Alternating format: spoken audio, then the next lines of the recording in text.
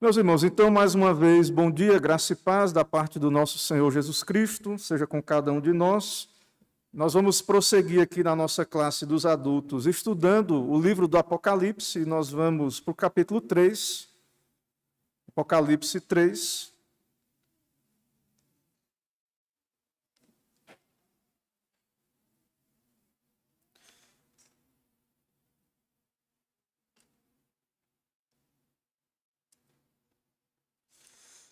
Nós vamos ler Apocalipse 3, do verso 7 ao 13. Nós falamos no domingo passado da igreja de Sardes, que foi do verso 1 ao verso 6, e hoje nós vamos trabalhar aí o verso 7 ao 13. Vamos estudar a palavra de Deus, expor, e também trazer lições, estudos importantes para nós, a partir dessa igreja, dessa carta à igreja de Filadélfia, certo? Então, vou ler o texto, os irmãos acompanham. Apocalipse 3, 7 a 13. A palavra de Deus diz assim: Ao anjo da igreja em Filadélfia escreve: Estas coisas diz o santo, o verdadeiro, aquele que tem a chave de Davi, que abre e ninguém fechará, e que fecha e ninguém abrirá. Conheço as tuas obras. Eis que tenho posto diante de ti uma porta aberta, a qual ninguém pode fechar, que tens pouca força. Entretanto, guardaste a minha palavra e não negaste o meu nome. Eis que farei que alguns dos que são da sinagoga de Satanás, desses que a si mesmos se declaram judeus e não são, mas mentem, eis que os farei vir e prostrar-se aos teus pés e conhecer que eu te amei, porque guardaste a palavra da minha perseverança. Também eu te guardarei da hora da provação, que há de vir sobre o mundo inteiro, para experimentar os que habitam sobre a terra. Venho sem demora, conserva o que tens, para que ninguém tome a tua coroa. Ao vencedor faloei, coluna no santuário do meu Deus, e daí jamais sairá. Gravarei também sobre ele o nome do meu Deus, o nome da cidade do meu Deus, a nova Jerusalém que desce do céu, vinda da parte do meu Deus, e o meu novo nome. Quem tem ouvidos, ouça o que o Espírito diz às igrejas. Oremos mais uma vez. Senhor, nós lemos Tua palavra e nesse momento que vamos estudar, sabemos que não podemos confiar em nós mesmos, ó Pai. Por isso oramos, porque Te adoramos, reconhecemos que as interpretações pertencem ao Senhor, que é Deus Santo, toda glória a Ti, e que dependemos da iluminação do Teu Espírito. Assim nos ilumina, ó Pai. Fala aos nossos corações. Aplica essas verdades, ó Deus, ao Teu povo e desperta a Tua igreja. E grava essas lições em nossa mente e coração. E que, assim gravadas, que elas venham repercutir na nossa vida, que venhamos praticar a Tua palavra, ó Pai. Assim oramos no nome de Jesus Cristo. Amém. Irmãos, ao anjo da igreja de Filadélfia, então, nós, presbiterianos, entendemos que presbíteros são pastores locais. Então, já disse, repito, essa carta, possivelmente, ela foi endereçada a um conselho de uma igreja. Imagine que essa carta, então, foi endereçada a esse conselho, assim como a anterior a Sardes, a próxima a Laodiceia. Então, eram igrejas específicas que tinham problemas específicos. Mas essas cartas, elas têm um diferencial por estar dentro do livro do Apocalipse. E essas cartas, então, elas tinham o propósito de falar da realidade da igreja de todas as épocas. Então, você diz, não, pastor, mas as cartas de Paulo, de Pedro, também falam a nós hoje. Nós lemos, elas são pregadas, sim, é verdade. Mas é como que profeticamente, como se o Espírito de Deus, através do Apocalipse, estivesse descrevendo as igrejas de todas as épocas. Então, em várias eras da igreja, a igreja pode passar por essa situação. Existiu a igreja de Filadélfia? Existiu. Essa igreja é real, ela existiu. Não existe mais ali na Ásia Menor, onde é a Turquia, onde aconteceu aquele terremoto recente. Ela não existe mais. Mas a igreja, dependendo do lugar, do contexto, do momento histórico, ela se identifica com Filadélfia. Talvez a igreja do nosso tempo se identifique, talvez a nossa igreja se identifique. Vamos ver, né? Vamos estudar, vamos analisar. Né? Nós falamos da igreja de Sardes, que era uma igreja que tinha nome de que vivia e estava morta, que talvez a igreja do nosso tempo, em alguma parte, pareça com isso, se identifique. E agora também nós vamos ver, e possivelmente tem algo aí em Filadélfia, ou talvez nossa igreja tenha muito, né, a se identificar com essa igreja de Filadélfia. Se tiver, bom, porque é uma igreja elogiada, certo? Essa igreja aqui de Filadélfia é uma igreja pequena, você vai ver aí no texto, que tem pouca força, pequenininha a igreja, mas uma igreja fiel e uma igreja que nós não vemos repreensão aqui. Nós vemos encorajamento. É uma igreja fiel a quem o Senhor elogia, a quem o Senhor... É a igreja que estava passando lutas, perseguições, como todas as outras, mas é uma igreja que é elogiada. Né? Diferente, por exemplo, da próxima, que é de Laodiceia, que é uma cidade maior, uma igreja possivelmente mais importante, mas era uma igreja que não era morna nem fria, Laodiceia, uma igreja que é repreendida. Uma igreja que, nós vamos ver se Deus permitir, Cristo disse que estava a ponto de vomitar. Então, a igreja de Filadélfia é uma igreja pequena, mas uma igreja descrita aí como uma igreja fiel ao Senhor, e isso é algo que é muito importante para nós, para aplicarmos a nossa vida como igreja, é algo encorajador. Certo? Então, já de princípio, Cristo é o Senhor da igreja, Ele é o cabeça da igreja, Ele é o Deus homem, o Rei dos reis, e nós, irmãos, não devemos desprezar, certo? Ou não nos sentir desprezados por ser uma igreja pequena. Nesse sentido, nenhuma igreja, verdadeira igreja de Cristo, é insignificante para Deus, certo? Então, claro que especialmente quando ela é fiel, né? Filadélfia, além de ser uma igreja pequena, elogiada, também não é por ser pequena em si, mas por ser uma igreja fiel, e Deus estava ali com eles.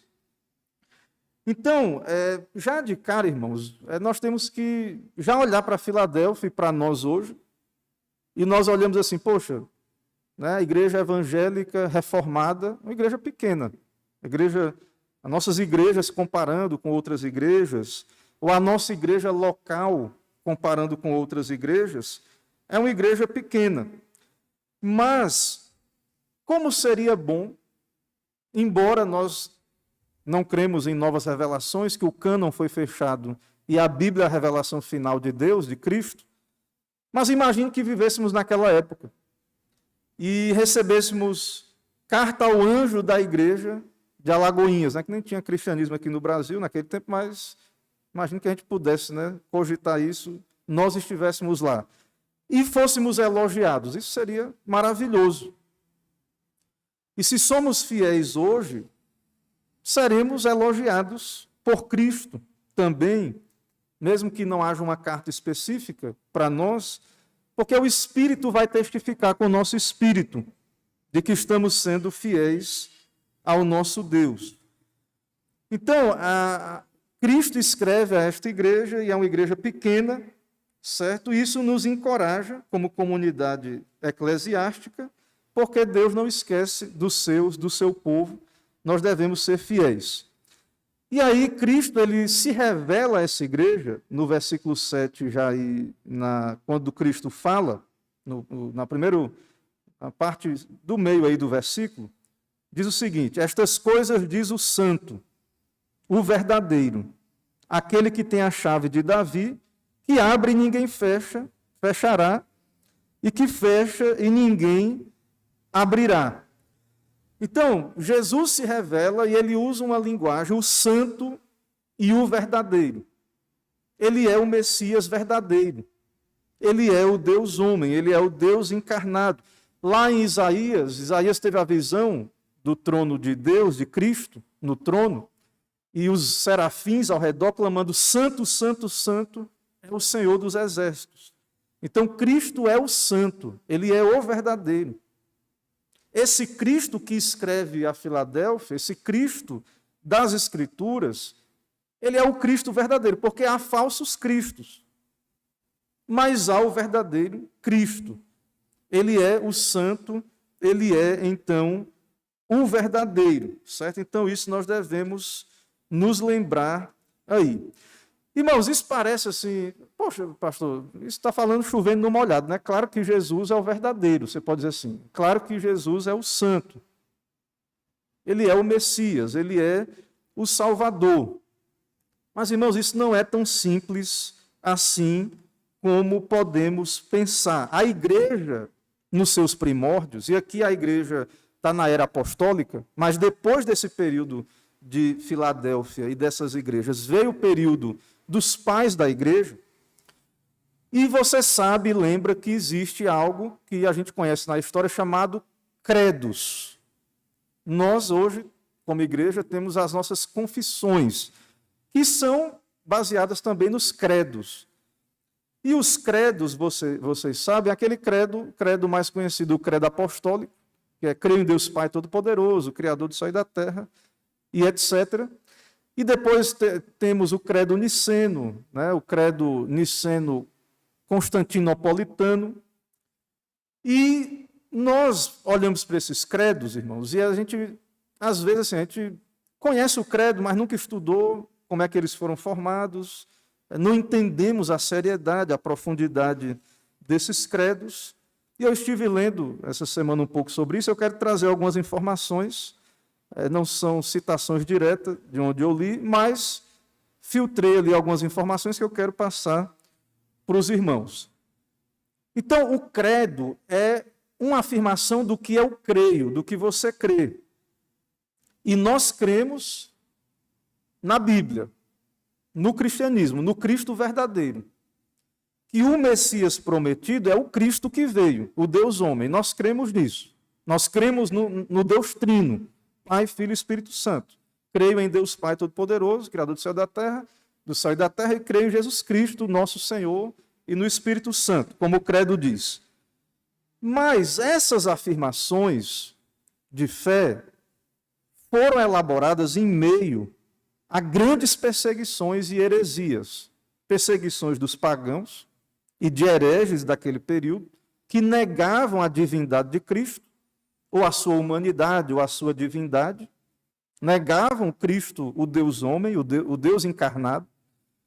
E você lê o credo chegou para você bonitinho, você fala ele, você concorda com ele, você sabe que ele é uma afirmação da verdade bíblica, que é fiel, que é ortodoxo, que é o cristianismo bíblico, embora alguns ataquem, dizem que é o credo, a teologia da igreja foi influenciada pelos os gregos, pela filosofia grega, mas você sabe que não é, que é bíblico.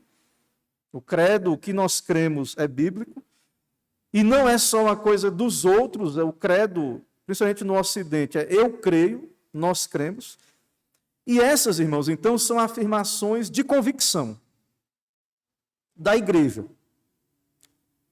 Em meio a lutas e perseguições, os concílios foram reunidos e a igreja afirmou com convicção verdades da palavra de Deus, resumos da Bíblia, aquilo que nós cremos. E aí você pode achar maravilhoso, e é mesmo, mas nós nos esquecemos de uma coisa: quando você afirma uma verdade, você está combatendo erros. E se você pesquisar e estudar os credos, você vai perceber que quando eles elaboravam o credo, eles a palavra difícil, é bíblica, anátema, né? Anatematizavam. Quando eles elaboravam os credos, eles a palavra não é difícil, anatematizavam os inimigos. Quando você afirma a verdade, você está combatendo o erro e você acaba que você está fazendo um ataque aos inimigos, anátemas. A igreja, se você estudar a história dos credos, que a gente só conhece o credo, tem vários anátemas. Os inimigos eram... Eu não sei se eu vou conseguir falar a palavra, né? Eu tenho que treinar em casa a língua para poder chegar aqui e conseguir falar. Mas vocês sabem o que é. Paulo, ele diz, né? Se alguém vem pregando outro evangelho, seja anátema. Meus irmãos, a igreja, quando ela se reuniu nos concílios, ela era perseguida pelo império. Os cristãos tinham sido torturados, alguns mortos. Os hereges também. Eu estava estudando especialmente o concílio de Éfeso, e lá nesse concílio, Nestório, ele negou que Cristo era Deus. Ele negou que Cristo era Deus. E esses hereges, eles eram pessoas, então, que negavam o Evangelho, a Bíblia. E de onde é que vinha a doutrina deles? Do humanismo, não vinha de Deus, não vinha da Bíblia. E eles devolviam o anátema para os ortodoxos. Tem um pai da igreja, Cirilo de Alexandria, que ele defendeu a divindade de Cristo, ele defendeu isso, contra Nestório. E no concílio, não era uma coisa pessoal, não, irmãos, eles estavam defendendo a verdade, a doutrina da igreja, naqueles concílios. Não era uma questão só pessoal, não. Mas o indivíduo lá estava errado, ele tinha que ser repreendido. E esse povo tinha muitos seguidores, eles eram fortes, às vezes, muitas vezes, eles tinham poder político. E eles perseguiam os ortodoxos. E o autor diz, que eu estava lendo, que muitos chegavam, por causa da perseguição do Estado, de Roma e dos inimigos, chegavam mutilados nos concílios e iam lá, chegavam lá, para defender a fé.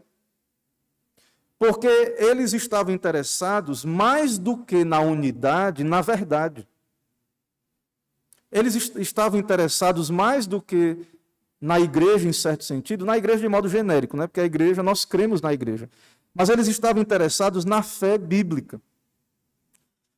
Então, hoje, irmãos, nós vivemos num tempo que odeia convicções. E já naquela época, esse negócio assim, de dizer assim, não é bem assim, vamos reinterpretar. Isso é uma porta, não ter convicção é uma porta para o credo humanista dominar. O mundo, a doutrina do mundo entrar e dominar. Porque se não é bíblico, se não é de Deus, é do homem. Não vem de Deus, ou do próprio Satanás também. Então a igreja lutou. Você tem esse credo aí, você tem a doutrina, o credo, a ortodoxia. Pessoas derramaram sangue, lutaram por isso. E eu estou falando assim, com relação ao texto aí, porque Jesus é o santo e o verdadeiro. Mas os judeus diziam, ele não é o verdadeiro Messias. Até hoje, para os judeus, Jesus Cristo, não é o verdadeiro Messias, até hoje. Eles esperam e veio muitos falsos Messias. Então, existe a verdade, existe o erro, isso tem que ser definido, e isso gera conflito, isso gera guerras. Em 1 Coríntios, lá onde Paulo, no capítulo 11, Paulo fala da ceia, ele fala de facções ali dentro da igreja de Corinto. 1 Coríntios 11, 17 em diante, Paulo ele diz assim, nisto, porém, que vos prescrevo, não vos louvo, porquanto vos ajuntais não para melhor, e sim para pior, porque antes de tudo estou informado a haver divisões entre vós, quando vos reunis na igreja, e eu em parte o creio, porque até importa que haja partidos entre vós, para que também os aprovados se tornem conhecidos em vosso meio. Então, Cristo vem à igreja de Filadélfia e diz, eu sou o verdadeiro. Havia alguns judeus ali, que ele vai dizer no texto de Filadélfia, aí, na seção que estamos, que eram sinagoga de Satanás, que diziam, Nós somos os verdadeiros judeus. Vocês são os falsos. Então, irmãos, lembre do período dos credos. Sempre que nós e a igreja tem esse papel, dissermos assim, nós cremos nisso. Isso é a verdade, isso é o verdadeiro. Não tem jeito, a gente vai estar dizendo, isso aqui é errado, isso aqui é falso. Se tem a ortodoxia, tem aquilo que é errado, aquilo que é falso. Isso é desagradável, porque a igreja, de alguma maneira, teve algo bom na questão evangelical? Teve. Foi importante, foi, mas talvez o que era de bom se perdeu e ficou o que é ruim, mas a gente está apegado a essa ideia evangelical muitas vezes. Como assim? Lá atrás, os missionários, eles eram a minoria e eles tinham que alcançar lugares onde os católicos estavam, que é uma igreja apóstata, e vinham presbiterianos, congregacionais, e de fato o credo, a confissão, a doutrina dessas igrejas lá atrás eram muito mais similares, parecidas. As diferenças eram coisas mais periféricas, lá atrás. Então, se você pegar uma igreja congregacional histórica, uma igreja batista histórica, uma igreja presbiteriana histórica, de fato, dá para dizer que somos irmãos, que são igrejas e etc. Mas hoje, irmãos, a gente se afastou muito disso. E, às vezes, em nome dessa coisa evangélica, de estarmos em unidade, em comunhão, é muito desagradável quando surge alguém dentro das nossas igrejas mais firme naquilo que a sua igreja crê, logo é odioso, é odiado, é tido como alguém radical ou alguma coisa extremista, mas a igreja sempre, voltando lá atrás, teve que fazer essa guerra, essa luta pela verdade. Claro que a salvação é uma obra da graça soberana do Senhor, mas a igreja precisa ter um credo, ter a verdade, porque como é que alguém vai saber que precisa se arrepender, que é um herege, digamos assim, que está em erro, se ele achar que tudo é verdade, que todo caminho é verdadeiro, que tudo está certo, que todos estão certos, que toda a doutrina está certa. E aí, voltando a um estudo que eu trouxe aqui na quinta sobre o pós-modernismo, juntando com esse clima bem ecumênico, bem evangelical, nós vivemos numa era de relativismos, de uma era líquida, que chama, de cada um tem uma verdade, você tem todo o direito de ter sua verdade, mas ela é sua, viu? E também uma era de individualismo. Eu tenho a minha convicção, se você não crê, cada um tem a sua, e não importa os outros, não importa a verdade, a Bíblia, e eu sou assim, eu creio assim. Então, a era em si mesmada, que cada um tem o seu credo, cada um acredita do jeito que quiser, uma era que não se submete à verdade bíblica de Deus, e isso é um tipo de humanismo também, porque isso não é bíblico. Nós temos uma fé, a fé, o credo, lá, ele emanou das Escrituras. Eles lutaram pelas verdades bíblicas. Então, por exemplo, usando o caso do concílio lá de Éfeso, eu anotei aqui uma citação da heresia para comentar com os irmãos, a heresia que tinha lá. O concílio de Éfeso, 431. Éfeso condenou o nestorianismo, que defende duas naturezas e duas pessoas de Cristo. O que é que Nestório dizia? Para a mentalidade influenciada pela filosofia grega, Deus encarnar é absurdo. Deus é o totalmente outro. Então, Deus via essa terra encarnar algo que assim, vai contra a divindade, atenta contra a divindade.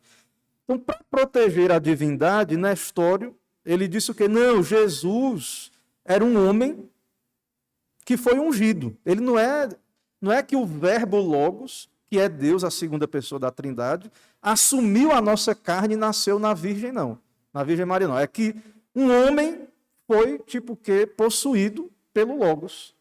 Ele era um homem comum, E aí o Logos veio e ficou ali conjugado a esse homem, mas era um homem, não era o Deus homem. E o que a Bíblia diz é que o Verbo se fez carne. O Verbo se fez carne. Ou seja, o que a Bíblia diz? Que há um Deus que é trino, é um Deus só, mas são 3 pessoas que subsistem na divindade, e a segunda pessoa foi enviada e assumiu a nossa natureza. Se uniu, só que não se misturou. Ele uniu, o Verbo se uniu à nossa carne, mas continuou sendo Deus, não deixou de ser Deus. E se uniu a uma humanidade perfeita, corpo e alma. Não foi uma natureza misturada, porque outras heresias diziam, o monofisismo, que misturou as 2 naturezas e formou uma nova. Não foi isso. O Verbo se fez carne. Então, para Nestório, Jesus era um homem. Veja que a intenção de Nestório era até, digamos assim, boa. A intenção de Nestório era dizer, não, Deus, preservar Deus. Mas aí, ele tornou Jesus um mero homem com isso. Certo? Então, Jesus, para Nestório, tem 2 naturezas e 2 pessoas separadas. Tem a pessoa humana, que nasceu lá, e a pessoa divina, e são separadas. Na ortodoxia, é uma pessoa, é o Verbo que se fez carne. O Verbo agora se uniu à nossa carne. O Verbo agora tem uma natureza humana. É isso. E por que isso? Porque a Bíblia diz isso. Não é por causa de filosofia, está na Bíblia, está na revelação. É o que a igreja acredita. E para isso, anátema, né, ela anatematizou o que Nestório dizia. E ele era uma pessoa influente. Ele era, se eu não me engano, um bispo, não lembro agora a cidade. E tinha muita influência e quase, talvez, arrastou a igreja para o seu erro ali. Então, visto que Cristo é uma única pessoa com 2 naturezas, o concílio concluiu que Maria foi verdadeiramente mãe de Deus, que ela carregou Deus dentro de si, dando à luz a pessoa de Jesus, que é Deus homem. Então, o pessoal católico não entende isso, né? Porque diz, Maria é mãe de Deus, Theotokos, portadora de Deus. O que o concílio estava argumentando ali é que realmente ali estava o Verbo que se fez carne, o Logos, que não pode ser dividido mais, é o Deus homem. Então ela era portadora. Deus realmente, claro que foi a natureza humana que nasceu, mas Deus, o Deus homem, a pessoa única e bendita de Cristo, estava ali. E muitos até acham que Nestório era mais bíblico, porque ele diz assim, não, ele era portador do ungido, do Cristo. Quando Nestório dizia isso, ele estava dizendo o quê? Que ele é portador, quem nasceu ali foi um mero homem, que foi ungido por Deus, e isso é uma heresia, por quê? Porque Jesus é o Deus homem. E aí o erro da Igreja Católica, aí por causa disso, achar que se pode adorar Maria. E aí é outro erro. Mas a ideia ali, daquele concílio, não foi atribuir a adoração a Maria. A ideia ali foi afirmar a doutrina ortodoxa de que a segunda pessoa da Trindade, o Logos, o Deus se fez carne. E ele sofreu na carne. É claro que essa carne é a natureza humana, mas ele sofreu na carne. Então, há cristos falsos. Há cristos que foram pregados na história, que eram meros homens, ou que eram só divinos. Não, era só um fantasma na cruz. Ele não sofreu. O gnosticismo, seitas gnósticas diziam que Jesus era a aparência de homem, mas não era homem verdadeiro.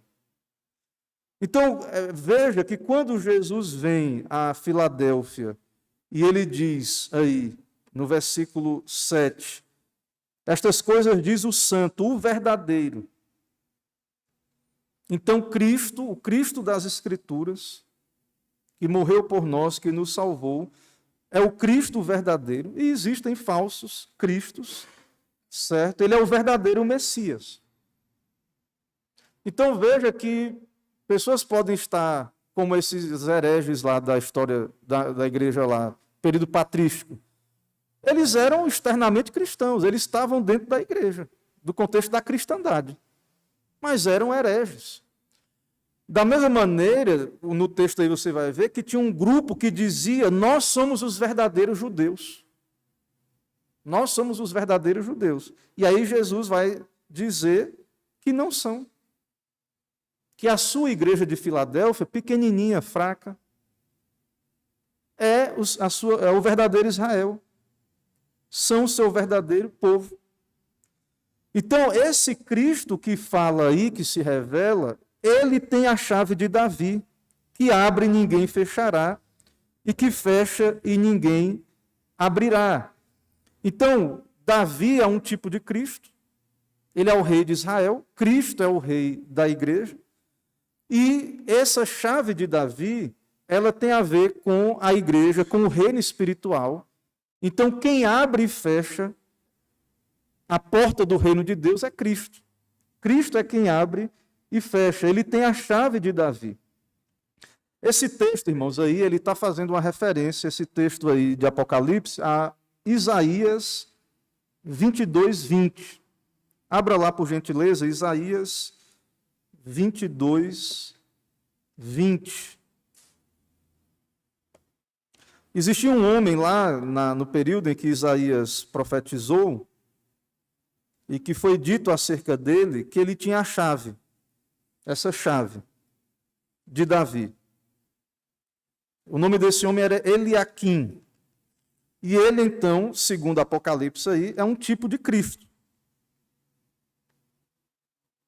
Isaías 22, eu vou ler a partir do verso 20. Naquele dia chamarei meu servo Eliaquim. Veja aí esse Eliaquim, filho de Ilquias. Vesti-lo-ei da túnica, cingi-lo-ei com a tua faixa, e lhe entregarei nas mãos o teu poder. E ele será como pai para os moradores de Jerusalém e para a casa de Judá. Porei sobre o seu ombro a chave da casa de Davi. E ele abrirá, e ninguém fechará. Fechará, e ninguém abrirá. Então, esse Eliaquim, ele é descrito aí com poder real.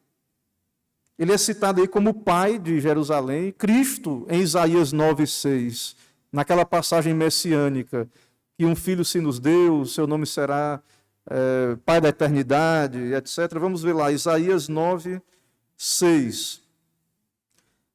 Então, essas referências a Eliaquim têm paralelo com esse texto de Isaías 9, a partir do 6. Porque um menino nos nasceu, um filho se nos deu, o governo está sobre os seus ombros, e o seu nome será maravilhoso, conselheiro, Deus forte, Pai da eternidade, príncipe da paz. Então, esse Eliaquim é uma figura real, ele tem governo, ele é pai de Israel, ele exerce a autoridade, ele tem o poder aí das chaves, ele é um tipo de Cristo. Quem é o Eliaquim da igreja hoje? Cristo. Cristo está dizendo: eu sou o que aquele Eliaquim tipificava. Eu sou aquele que tem a chave de Davi, que abre e ninguém fecha, e que fecha e ninguém abrirá. Certo? Isso significa que agora Cristo governa sobre a igreja, o verdadeiro Israel. E só Cristo determina quem entra no reino e quem fica fora. E nós, à luz da Bíblia, nós protestantes, cremos que a entrada na igreja é pela fé, não é por obras, é pela fé na pregação, é por obra do Espírito, é por meio do novo nascimento, tem que ser nova criatura. A isso, a estes que creram, deu-lhes o poder de serem feitos filhos de Deus, e essa é uma obra de Cristo, certo? Essa é uma obra do Senhor Jesus Cristo. Nós pregamos, nós falamos do Evangelho, anunciamos. Mas, irmãos, é necessário a obra do Espírito, a ação de Deus. Cristo é quem tem a chave. Os homens têm que ir a Cristo. Ele é o caminho, a verdade e a vida. Então, o Cristo que cremos, o Cristo verdadeiro, o Cristo que nós pregamos das Escrituras, esse Cristo, de acordo com o que a Bíblia diz que ele é, Ele é quem tem esse poder de abrir e de fechar.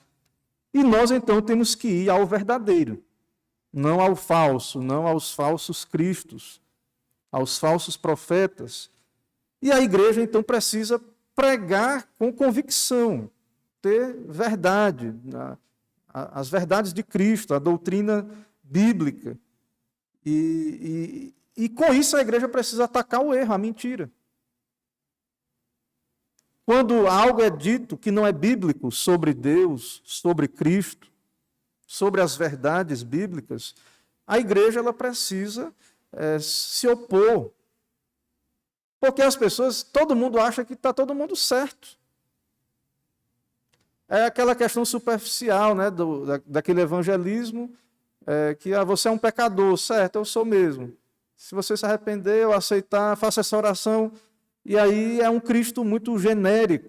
Estou dizendo que pela obra do Espírito, claro, Deus, ele é soberano, ele às vezes trabalha nessa pessoa, e aquilo é um princípio, ela começa a vir à igreja, e aí ela acaba experimentando de Cristo verdadeiramente.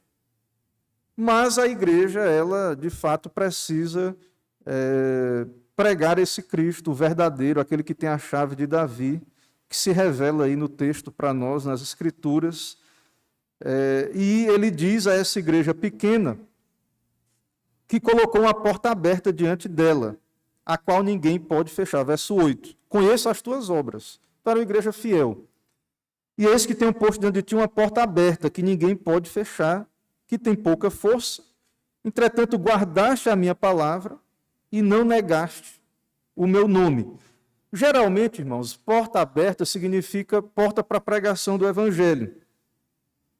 Então, uma igreja pequena, uma igreja fiel, mas Cristo que tem a chave de Davi, que abre e ninguém fecha, que fecha e ninguém abre, ele está dizendo para essa igreja, você é pequena, você é fraca, você tem pouca força, mas você foi fiel, não negou o meu nome, ou seja, uma igreja perseverante, não negou o meu nome, e Cristo coloca uma porta aberta, então, diante dessa igreja, para que ela pregue o evangelho, né? Então, não vai ser fechada a porta. Deus sustenta essa igreja, Deus preserva essa igreja. E, voltando lá ao que eu falei do período dos pais, às vezes a gente acha assim que ganhou por unanimidade nos concílios e o credo ortodoxo venceu e ficou por isso mesmo. Não, irmãos. Quando você vai lá e estuda o que aconteceu, você vai perceber que esses irmãos ortodoxos, muitas vezes eles eram a minoria, mas eram fiéis. Cristo estava do lado deles. E os hereges tinham, às vezes, pelo a história diz lá, tinha o favor do imperador, dos poderosos, tinham influência, tinham poder. Então, a igreja de Cristo, você vê na história, por exemplo, da reforma inglesa, né, que é o puritanismo, que quantas perseguições no período de Maria a Sanguinária, 300 pregadores, ministros de Deus, protestantes, foram queimados na estaca. Muitos fugiram para o continente e lá chegaram a Genebra e, junto com Calvino, aprenderam mais ainda da reforma, elaboraram a Bíblia de estudo de Genebra, e foi maravilhoso lá, mas exilados, perseguidos. Então a igreja, muitas vezes, ela pode se identificar na história com Filadélfia. Ela é pequena, ela é fraca, ela é perseguida, mas ela é fiel, ela é sustentada por Deus. Ela tem uma porta aberta, que ninguém pode fechar, mesmo tendo pouca força. Então nós precisamos isso é um consolo para nós, né? Quando a igreja passa uma crise, nós nos vemos então fracos, pequenos, olhamos para o mundo, olhamos para os inimigos, aqueles que nos atacam, aqueles que não querem aceitar, né, isso que nós estamos argumentando, que a igreja tem que ser fiel, que a verdade às vezes vai contra a unidade, a verdade muitas vezes ela vai causar todo esse problema, e às vezes nós sofremos como igreja, somos perseguidos, deixados de lado, esquecidos aí, Mas Cristo não esquece de nós. Cristo lembra da igreja. Cristo está conosco. A palavra é de elogio para essa igreja e para a igreja de Cristo em todas as épocas que passa por isso. Então, isso é a ideia de você estar ouvindo essa passagem, lendo, é você ter perseverança, não desista, não desanime por ser fraco ou pequeno. Deus, na Bíblia toda, irmãos, Deus não usa os fortes, os poderosos, os grandes, não é tamanho. Na Bíblia toda, Deus tem trabalhado desde Israel, na batalha de Davi com Golias, né? Davizinho lá, jovem, e Golias, desde a mocidade, treinado na guerra, gigante, e Davi, tipo de Cristo, vence o Golias. E exércitos pequenos que venceram. Então, a igreja tem que ter esse conforto, nós temos que lembrar disso. Nós temos que ter cuidado para não nos intimidar com o tamanho do inimigo, da heresia, do erro, daquilo que é falso. Nós temos que ter cuidado com isso e sermos fiéis. Tinha um grupo ali, dentro dessa facção que havia ali no contexto de Filadélfia, no verso 9. E farei que alguns que são da sinagoga de Satanás, desses que a si mesmos se declaram judeus e não são, mas mentem, eis que os farei vir prostrar-se aos teus pés e conhecer que eu te amei. Então tinha um grupo ali, possivelmente judeus mesmo, que dizendo, a gente que é o verdadeiro povo de Deus. E aí, como eu falei, né, quando tem a disputa, lá na época do concílio de Éfeso, Nestor e Cirilo, um dizia, não, eu sou o verdadeiro, você é o falso. E o outro dizia, eu sou o verdadeiro, você é falso. Então, isso é normal, irmãos. Quando afirmamos, volto a dizer, se a igreja ela afirmar o que a Bíblia diz, com convicção, se ela tiver credos, confissões, isso vai acontecer. Porque é da verdade, a Igreja Católica não também não lançou anátema sobre os protestantes. Até hoje, dizem que o Vaticano II tirou, né? Esses anátemas aí. Mas está lá, onde tem, surgiu isso, porque onde tem a verdade vai ter essas questões. Então, nós não devemos nos assustar com isso. Então, aqui nesse contexto de Filadélfia, tinha os falsos judeus. E que não reconheciam que a igreja, agora, a igreja é que é o verdadeiro Israel de Deus, é a igreja. Se você acompanhar a teologia bíblica, a igreja é o cumprimento dessas promessas do Antigo Testamento para Israel. A igreja, ela é o cumprimento. Quer ver? Abra aí em Romanos 9, 6. Romanos 9, verso 6. E não pensemos que a palavra de Deus haja falhado, porque nem todos os de Israel são de fato israelitas. Nem todos os de Israel são de fato israelitas. E Gálatas 3, 16.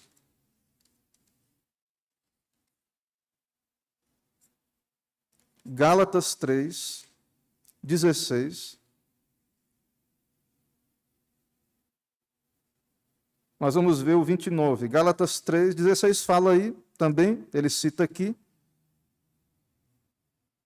Mas eu quero ler, vamos ler o Gálatas 3, 29. E se sois de Cristo, também sois descendentes de Abraão e herdeiros segundo a promessa. Então, a igreja, ela é o Israel de Deus hoje, irmãos, é o povo de Deus. A igreja é o povo de Deus na nova aliança e representa, ela é o povo de Deus. Então, aqueles judeus não reconheciam isso. E eles diziam, nós somos os judeus, mas o texto diz aí, o próprio Cristo chama eles de sinagoga de Satanás. Tem alguns textos aqui, deixa eu ver se eu encontro aqui no nosso livro, que explica isso muito bem, certo? Vai explicar, citando o Antigo Testamento. Vamos ver. Isaías 45, 14. Isaías 45, 14.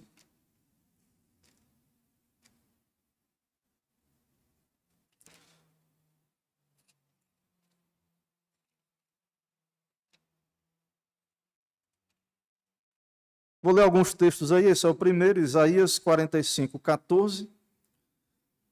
Assim diz o Senhor, a riqueza do Egito e as mercadorias da Etiópia e os sabeus, homens de grande estatura, passarão ao teu poder e serão teus, seguir-te-ão e irão em grilhões diante de ti, e se prostrarão e te farão as suas súplicas, dizendo, só contigo está Deus, e não há outro que seja Deus. Preste bem atenção para você entender o argumento.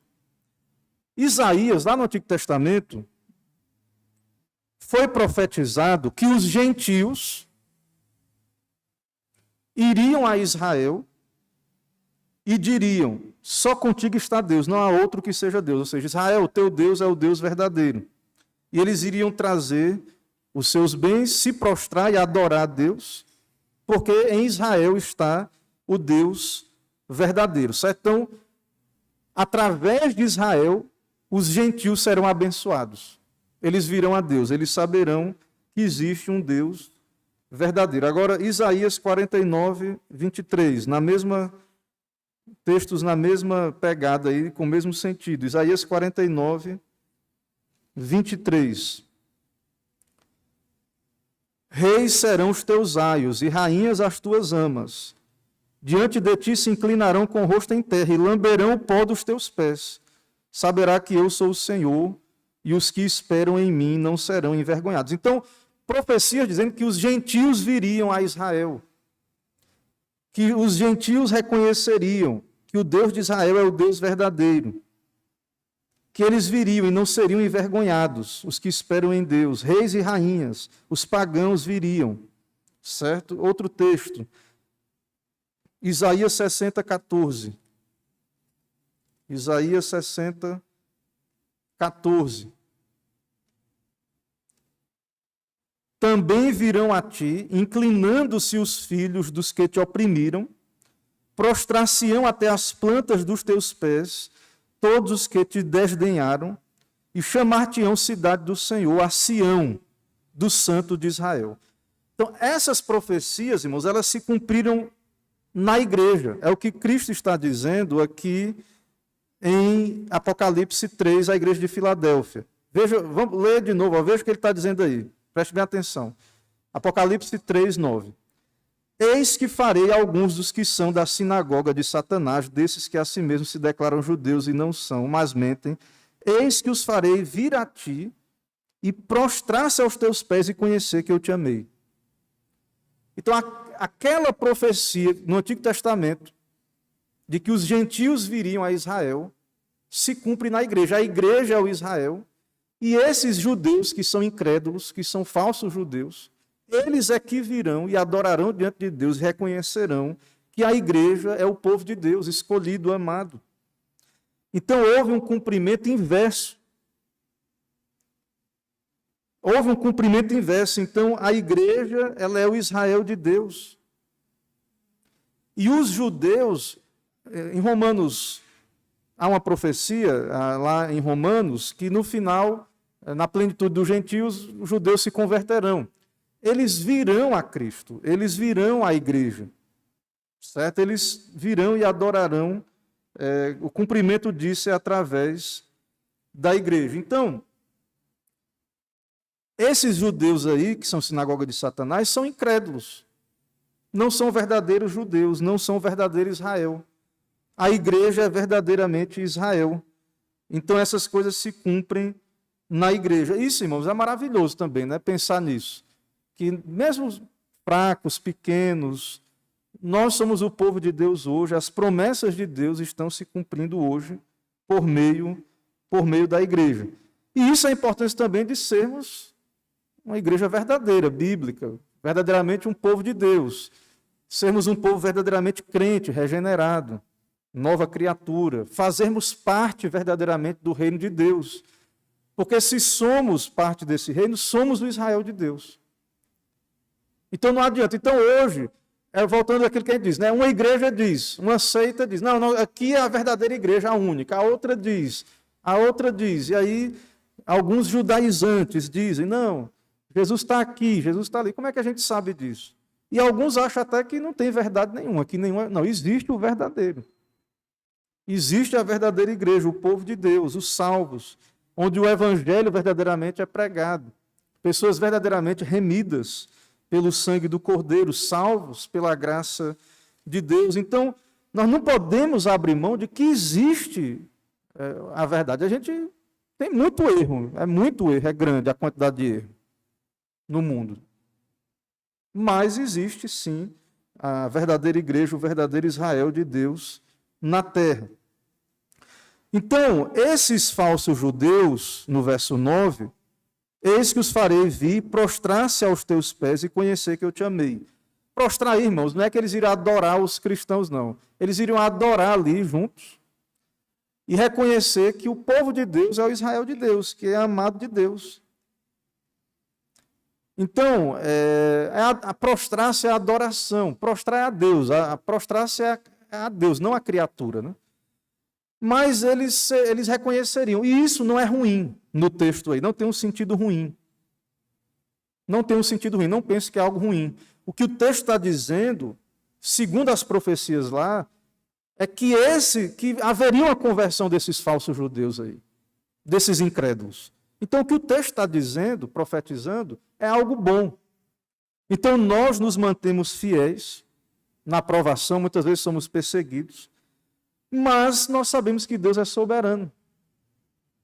E que Deus pode trazer a verdadeira igreja, os pagãos, os gentios, que ele pode fazer, se Ele quiser, que eles reconheçam que nós verdadeiramente somos povo de Deus.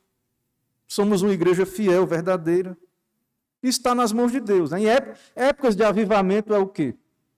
É isso, irmãos. Irmãos, o que é? Hoje está essa questão de avivamento, né?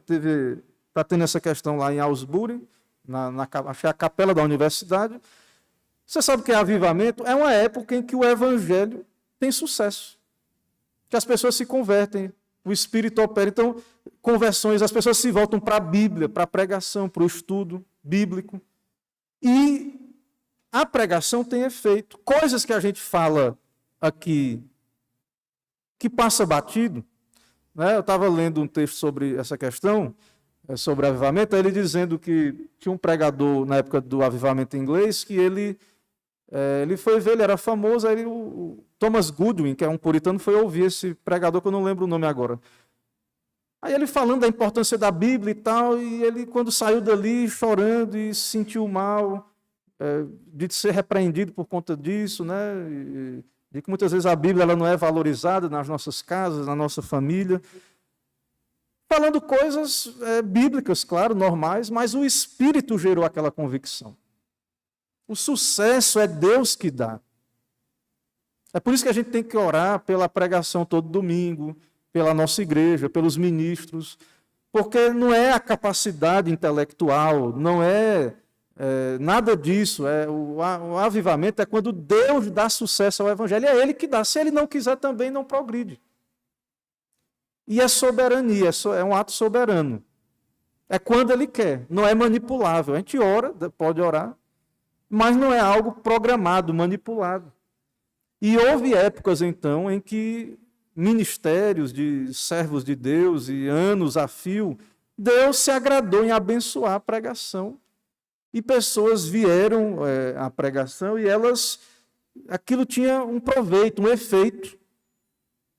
A grande marca de que nós não vivemos numa época de avivamento é a pouca convicção de pecado, o pouco proveito do que é pregado. As pessoas não sentem tristeza pelo seu pecado, elas não se veem mais imundas diante de Deus, mais necessitadas do sangue purificador de Cristo. Elas vêm, ouvem pregação, ouvem um estudo, vão para casa e normal, e não pensa na sua saúde espiritual, se ela é uma pessoa piedosa mesmo, não pensa no céu, não pensa no inferno. Então, a grande evidência é, se o que acontecia é a mesma Bíblia que você tem, que eles liam. A pregação é a mesma, é muito similar ao que estamos fazendo aqui, na pregação, no culto, mas por que era avivamento? Porque o Espírito Santo, Deus, abençoou. E aí, eu creio que Deus quer que oremos, sim, por avivamento, justamente para não ser uma coisa que vem do homem, para não ser uma coisa humanista. Porque quando nós oramos, nós estamos dizendo, depende de Deus. Eu não promovo, não é eu que promovo o avivamento, não é a nossa igreja que agenda um avivamento. Ou por muito fazer uma coisa ou outra, claro que orar é um meio de graça autorizado, né? E orar por isso é uma causa justa, que glorifica a Deus. Orar pelo avanço do evangelho é bíblico. Quando você ora, vem o teu reino. Então, você pode orar e repetidamente orar por avivamento, não é errado. Mas o próprio princípio da oração é que você está pedindo, depende de Deus, depende do Senhor. Então, essa igreja iria experimentar isso, que os inimigos que estavam perseguindo essa igreja, os judeus, os falsos judeus, que são ditos aí sinagoga de Satanás, Deus está dizendo, eu os farei vir, prostrar-se aos teus pés e conhecer que eu te amei. Então, está dizendo, essas pessoas vão se arrepender, elas vão vir cultuar e reconhecer que essa igreja é a igreja verdadeira, que vocês, Filadélfia, são meu povo, que eu os amei. É isso que está dizendo o texto, então não é ruim, né? Então, quem dera, né, as pessoas se convencessem dos erros, quem está no erro se convencesse, se arrependesse. Quem dera realmente o verdadeiro evangelho tivesse sucesso, progredisse. Quem dera. E os que estão no erro admitissem e voltassem. E não, agora vamos adorar a Deus de modo bíblico, vamos seguir realmente o que a Bíblia diz, ser verdadeiramente sinagoga de Deus, né? Não sinagoga de Satanás, como diz aí, verdadeiro povo de Deus, verdadeiro Israel de Deus. Porque guardaste, verso 10, a palavra da minha perseverança, também eu te guardarei na hora da provação que há de vir sobre o mundo inteiro, para experimentar os que habitam sobre a terra. Muitas igrejas aí usam esse texto para dizer assim, a igreja é arrebatada antes da grande tribulação. Eles usam esse texto como esse para dizer isso. Está vendo? A igreja não passa pela grande tribulação. Porque Cristo diz para Filadélfia, porque você foi fiel, também eu te guardarei da hora da provação que há de vir sobre o mundo inteiro. Então, eles entendem que é aquela tribulação final e que a igreja não vai passar. Mas, irmãos, tudo indica a interpretação melhor aí para esse texto, é que haveria uma tribulação ali, embora ele diz, né, sobre o mundo inteiro, tudo indica um mundo conhecido ali naquela época, certo? O mundo conhecido. E que a igreja seria preservada, não retirada, mas preservada em meio à tribulação. Claro que aquela tribulação é um tipo da tribulação final, e que tribulações vão acontecendo no decorrer da história da igreja, a igreja vai sendo preservada, essas tribulações vão piorando, e antes da vinda de Cristo vai ficando cada vez pior, e vai ser pior, e a igreja vai ser preservada. Isso é um conforto para nós. Porque desde a primeira vinda de Cristo até a sua volta, nós estamos nos últimos dias, mas a tendência é que essa tribulação vá piorando, mas nós temos o consolo aqui, com o que Cristo diz para Filadélfia, que assim como eles foram preservados, e a igreja no correr das eras, nós também seremos preservados. Mas nós entendemos que ser preservado não é ser tirado, arrebatado, coisas desse tipo, certo? O texto diz, eu te guardarei da hora da provação que há de vir sobre o mundo inteiro. Venho sem demora, conserva o que tens para que ninguém tome a tua coroa. Então, a interpretação que temos aqui, e concordamos, é que Cristo está dizendo que haverá uma proteção espiritual sobre a igreja. Se você ler Apocalipse e continuar lendo, você vai ver que tem muitos juízos de Deus sobre o mundo, no restante do livro. E a consequência desses juízos é que o mundo se torna pior, mais rebelde, eles não se arrependem. Essa é a consequência. Então, o que é ser guardado na hora da provação? Paulo diz, né, que nada poderá nos separar do amor de Deus. Nem principados, nem potestades, nem vida, nem morte, nem tribulação, angústia.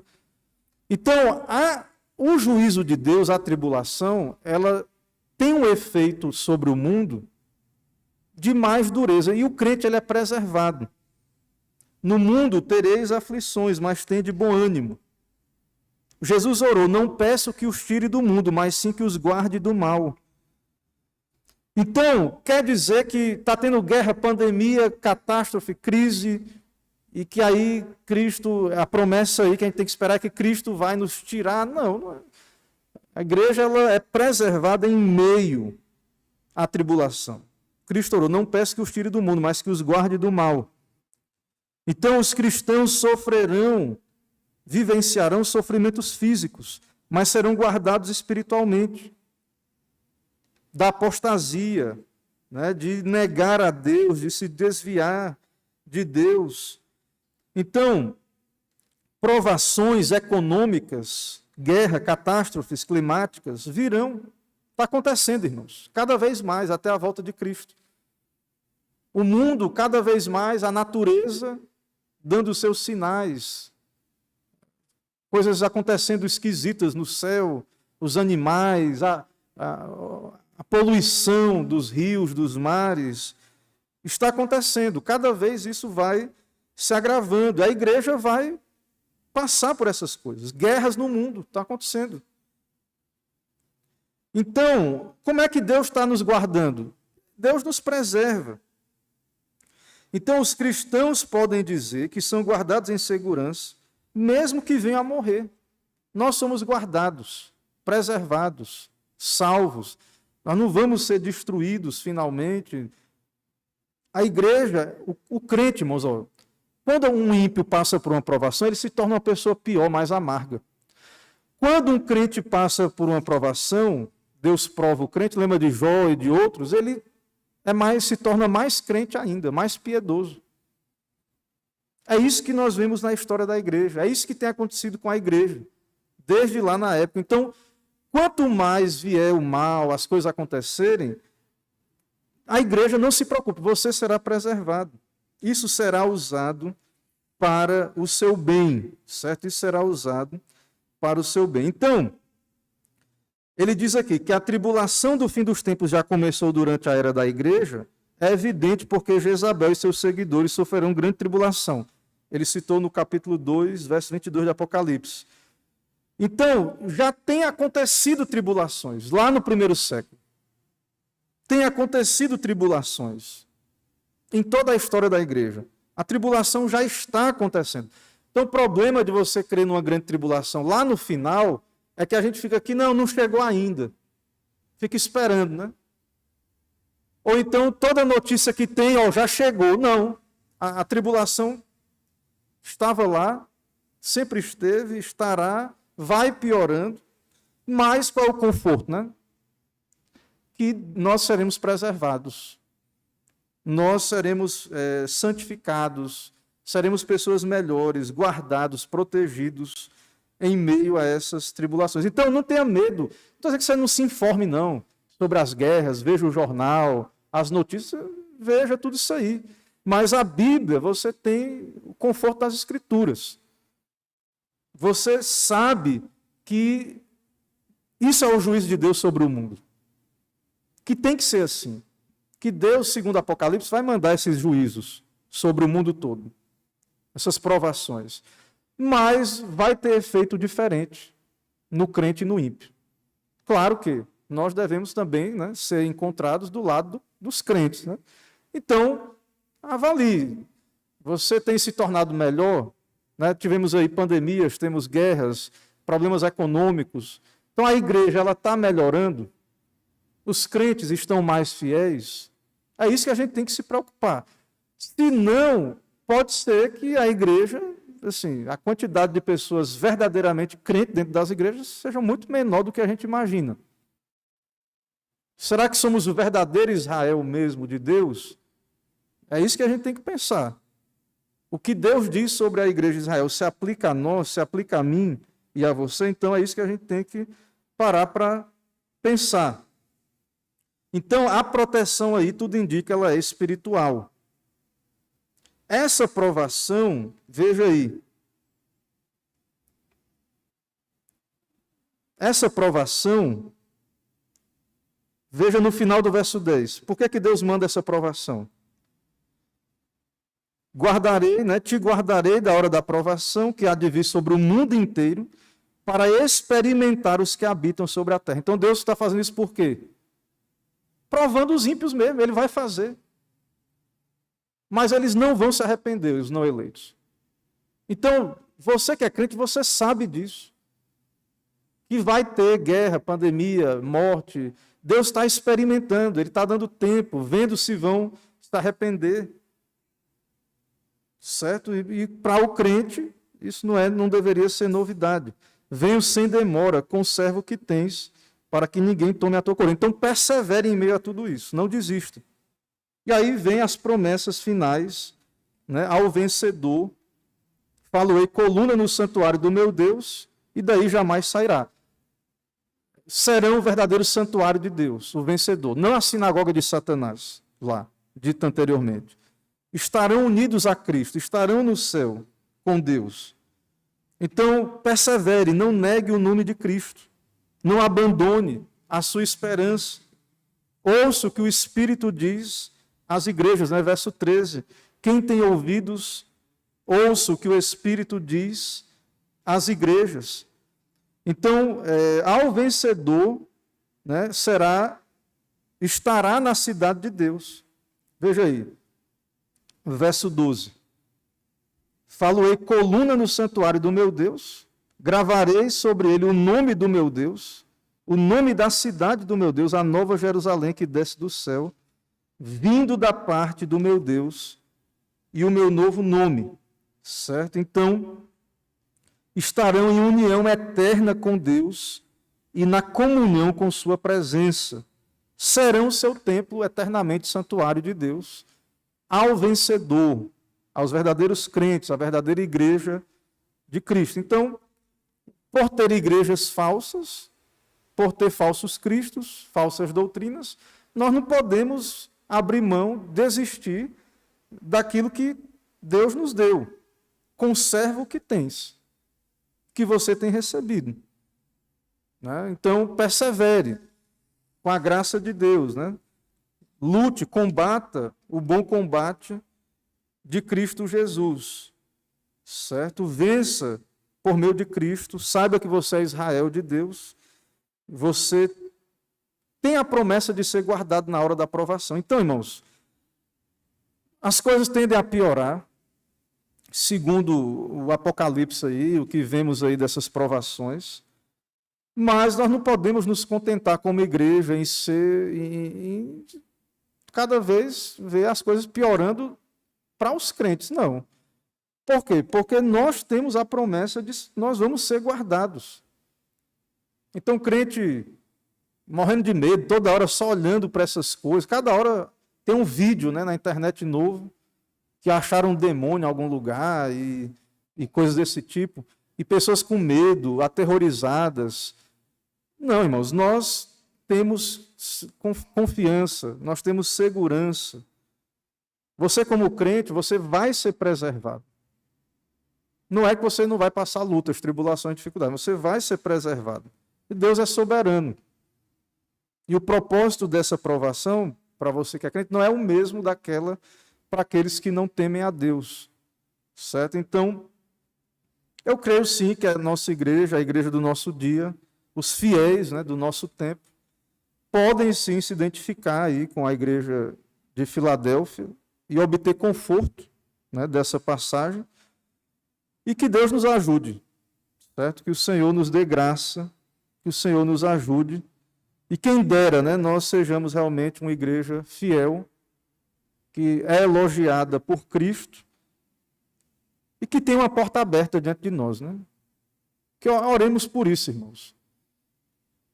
Que seja insignificante para o mundo, mas que diante de Deus possamos ter, de fato, uma porta aberta, e Ele mesmo abra essa porta e que ninguém possa fechar diante de nós, para que preguemos o Evangelho, vivamos como cristãos, sem impedimento, e vencendo com Cristo Jesus. Irmãos, eu encerro aqui a parte da exposição. Vocês têm alguma dúvida, participação? dessa... Diga, meu irmão Diácono Raimundo.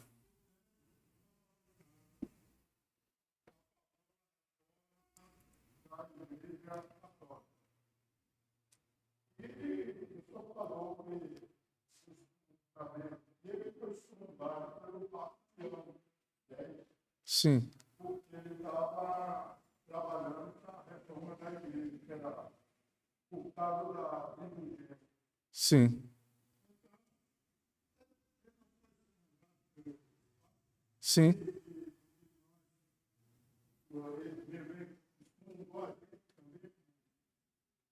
Isso. Isso. Cada um achando que estava certo, né? E um está certo é dizer que o outro está errado. Então não pode estar todo mundo certo.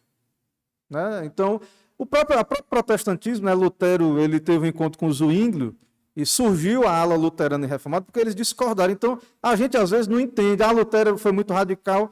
Porque, irmãos, ali era a verdade, as convicções. Aquilo era tudo muito importante ali, naquele período. Né? É claro que tem verdades mais centrais. Né? A gente não pode dizer que toda igreja, se não concorda 100% com nós, não é irmão, não é igreja evangélica ou igreja cristã. A gente não pode chegar a esse ponto. Mas existem as denominações por causa disso, porque nós temos uma confissão de fé, convicções que nós afirmamos serem bíblicas. Se não são, nós estamos em erro, né? Em engano, em heresia. A igreja tem que se reformar nesse ponto. Tem que ser reformada.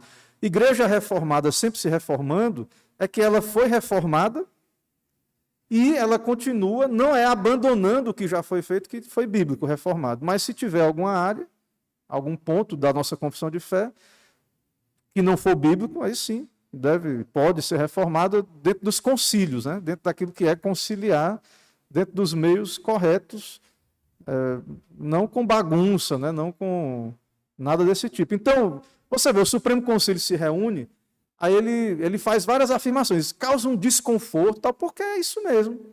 Se tem gente que não concorda com o que os nossos documentos dizem, com o que a confissão de fé diz, o Supremo Concílio foi lá, só reafirmou o que a confissão de fé afirma, por exemplo, sobre a questão da pregação. E aí isso mexe, pessoas ficam desconfortáveis, pedem desculpa. Está errado fazer isso. Né? Porque claro que vai ter um lado desconfortável, mas qual é o lado que tem que sentir desconforto aí? Quem não está com a Bíblia.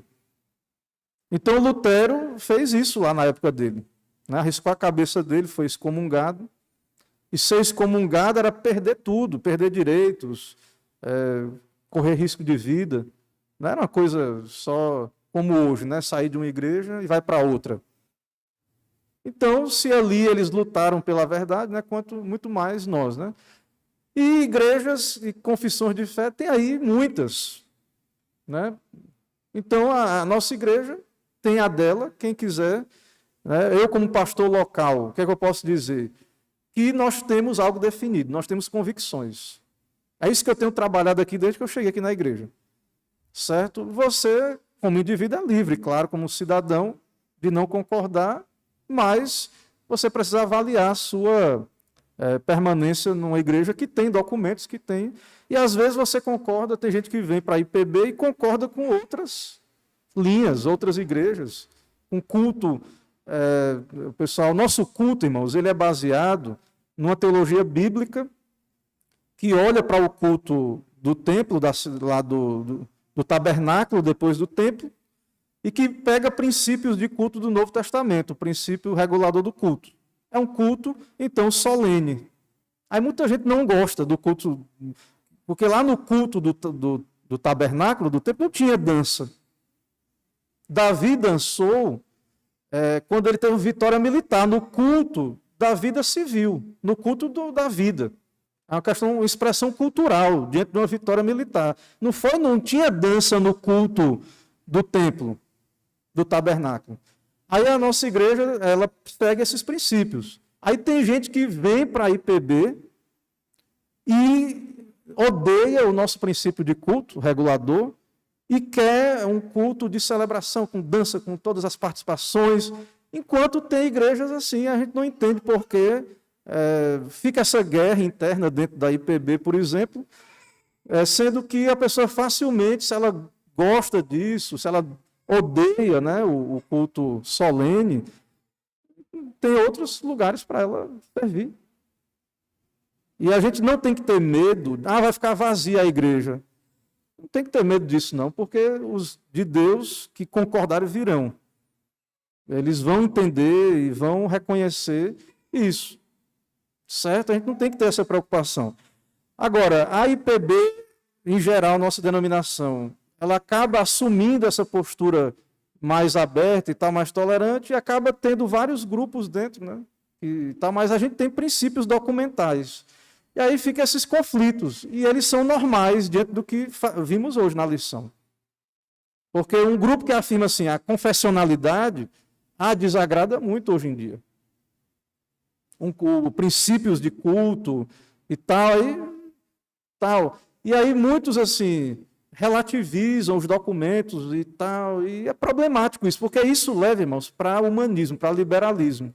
Eu já vi conversando com pessoas de outra região, foi até num curso de Calvinos, tinha um irmão de outra região, e a gente falando ali num ponto da confissão, não era nem de culto, não era sobre o namoro, o casamento misto, né? Que a confissão é muito clara, e condena isso. Aí o irmão conseguiu fazer um malabarismo lá na confissão e mostrar que não, isso não quer dizer isso, não.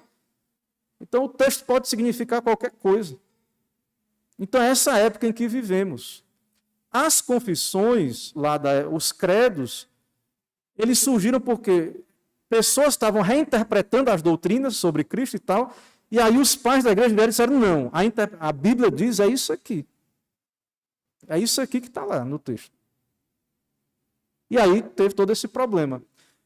E aí veio a reforma, por exemplo, foi isso. Então, eu como pastor presbiteriano, eu trabalho dessa maneira, né?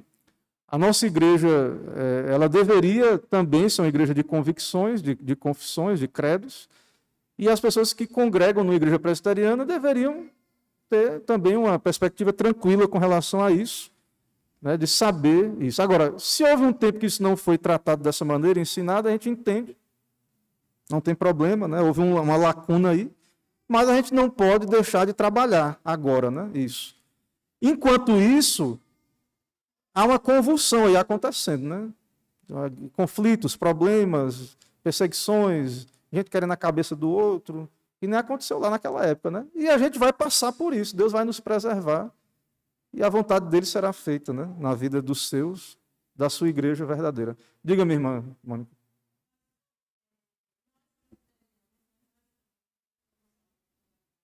Sim.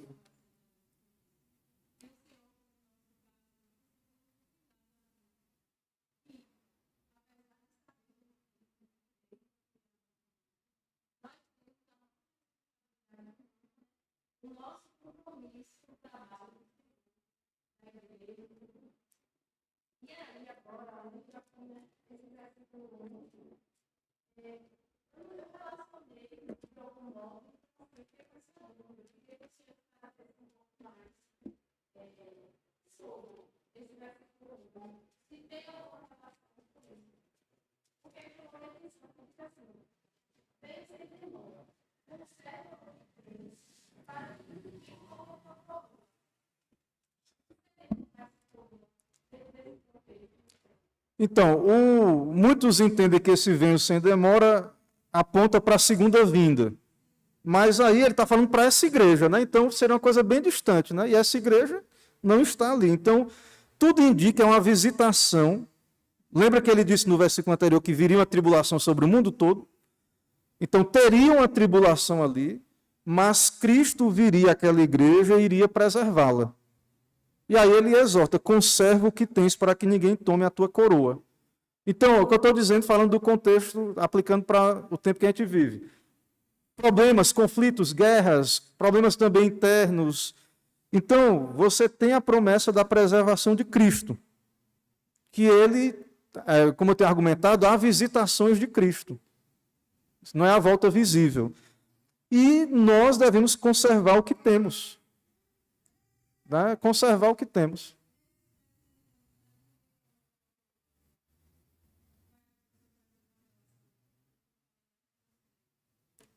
Assim, o que a irmã falou, o que acontece é o seguinte, a salvação pela graça, irmãos, assim, essa salvação pela graça, ela vai se expressar pastor, mas não é salvo por estar na igreja, por fazer dadismo. Não, não é isso que a gente prega.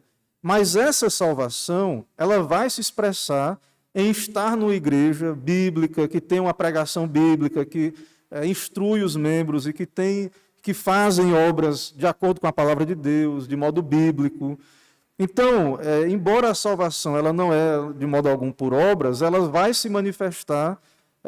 Por que a gente tem que estar junto com a igreja fiel, ortodoxa? Porque essa é a expressão externa de quem está unido a Cristo internamente. Então, por exemplo, imagine o grupo que ficou com Nestório, né, o que era herege. Tinha várias implicações, porque a doutrina errada leva a uma prática errada. Tinha vários humanismos ali, que a doutrina errada levava. Então, aqueles que são de Cristo devem conservar, porque, assim, irmãos, a apostasia, porque é um tema, perder a coroa, né? A apostasia, ela pode revelar duas coisas. Ou que a pessoa, ela nunca foi, né? Ou que ela é uma coisa temporária e tal, mas primeiro, que ela nunca foi crente, certo? De verdade, ou pode ser algo temporário e ele pode se arrepender de novo, né? A apostasia tem esses dois elementos. Mas da perspectiva da responsabilidade humana e terrena, os ímpios perdem o céu. Deus é soberano, os eleitos vão ser salvos. Mas o evangelho está sendo pregado. Pessoas fazem parte da igreja visível. Se elas não dão ouvidos ao que o Espírito diz à igreja, se elas não dão ouvidos, se elas não respondem a arrependimento e fé, e elas vieram a se perder, é porque elas nunca foram. Mas da perspectiva humana é como se ela tivesse perdido. Entende? Não é a ideia de que a pessoa ganha e perde a salvação. Mas muitos que estão na igreja, que achavam que eram da igreja, nessa disputa de que eles eram verdadeiros, os outros são falsos, muitos vão se perder. E a pessoa que vai estar no inferno lá, ela vai ter esse sentimento que ele tinha e perdeu. Ele experimentou, ele esteve na igreja, ele ouviu a pregação, e para ele vai ter esse impacto, certo? Vai ter esse impacto. E para o crente piedoso, não é que pode perder, mas ele saber que existe essa possibilidade e ter essas ameaças, isso gera temor no coração do piedoso, certo? Porque a palavra de Deus ela tem esse efeito também de alerta. Então, a gente sabe que um crente verdadeiramente crente nunca perde, mas a gente sabe também que saber se eu sou um verdadeiro crente tem vários indícios para isso, e que uma pessoa que é crente, ela também é humilde, ela sabe que ela pode estar errada. Então, para ela não correr o risco de perder, o verdadeiro crente, ele, por um lado, ele sabe que ele nunca pode perder, porque é bíblico, tem as promessas, mas ele teme, ele tem temor de Deus e ele vai fazer o que estiver no alcance dele para que ele nunca perca, se fosse possível, por acaso, embora não seja. Não sei se dá para entender esse argumento. O crente, ele não se perde, mas ele é uma pessoa temente. Ele sabe que o abismo ali é real, ele poderia até cair se ele não fosse um eleito.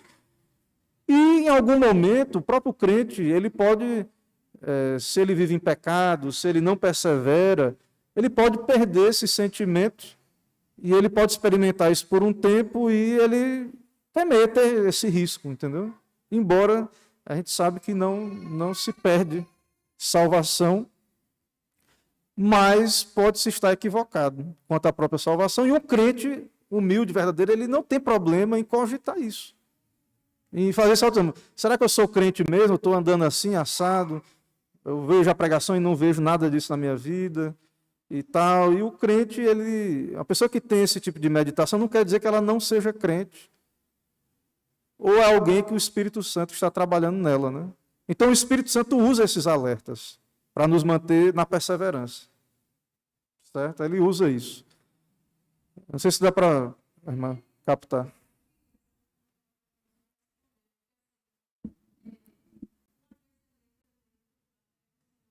Sim.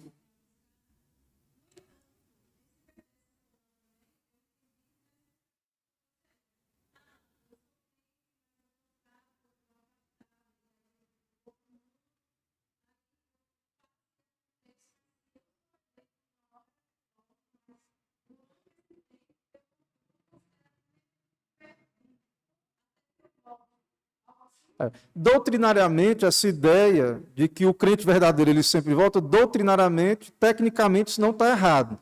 Mas a meditação, a aplicação na mente dessa pessoa, ela está pensando de uma maneira muito perigosa, né? E que evidencia a falta de temor. Uma pessoa sensível, um crente verdadeiro, embora ele não possa cair no abismo, ele teme. Por exemplo, às vezes você passa na frente de um dia desse eu passei aqui, na frente de uma casa, eu estava fazendo a caminhada, estava meio já de noite, meio escuro, né? Aí eu acho que tinha um Rottweiler lá dentro, na grade assim. Aí quando eu passei, ele rosnou para mim, só que aí a pessoa, acho que era uma mulher, a dona, deu bom dia, eu fiquei com tanto medo que eu não consegui nem responder. Ela deu bom dia para mim, né? Era um Rottweilerzão gigante.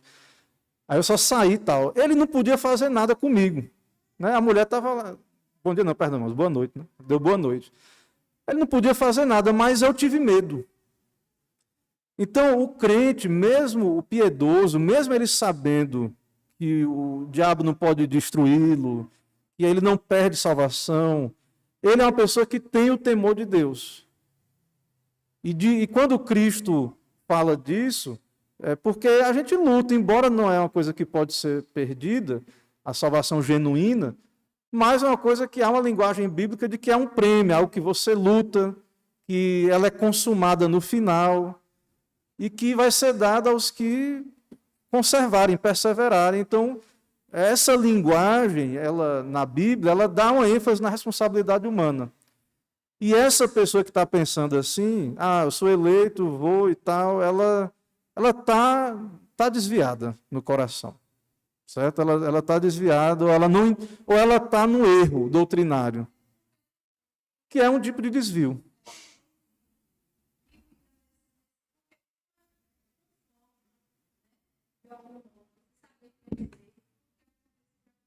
Sim.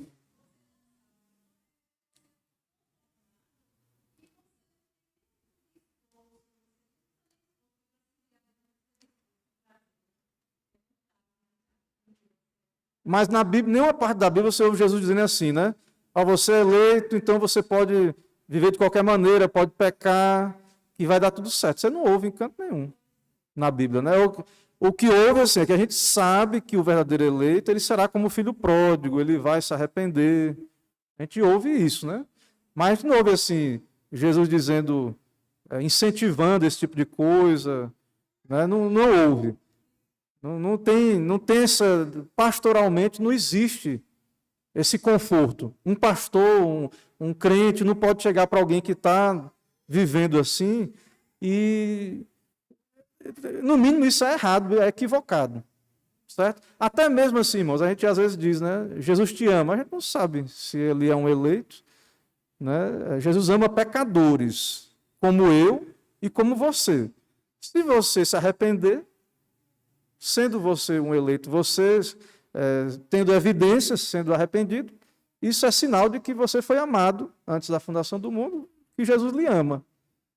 Porque é justamente como a irmã diz, a mesma coisa na eleição. A gente pega a doutrina da eleição e aplica ela a pessoas formais, indiferentes, que não conhecem a graça, o evangelho, para dar certeza a essas pessoas.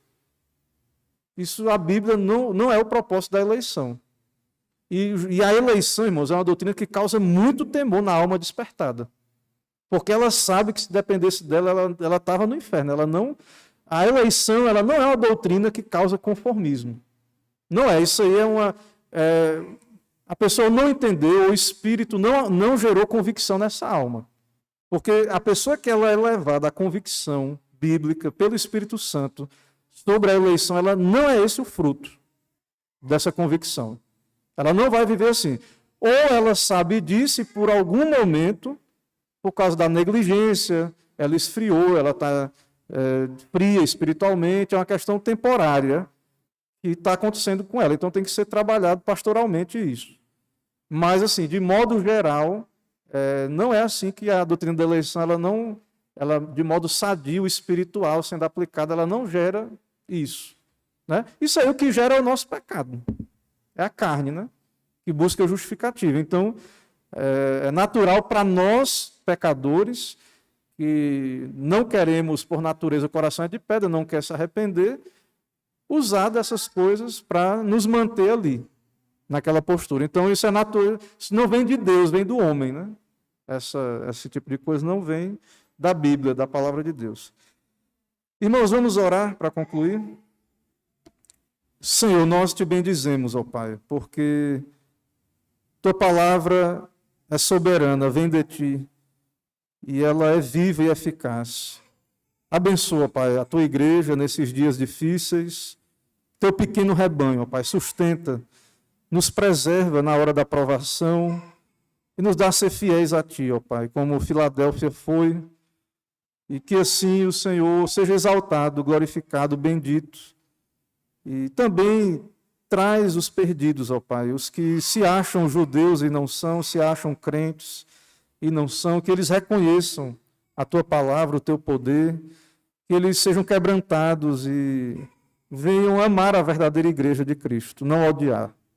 Assim oramos, te agradecemos no nome de Jesus. Amém. Irmãos, vamos em paz, à noite estaremos juntos, 18 horas.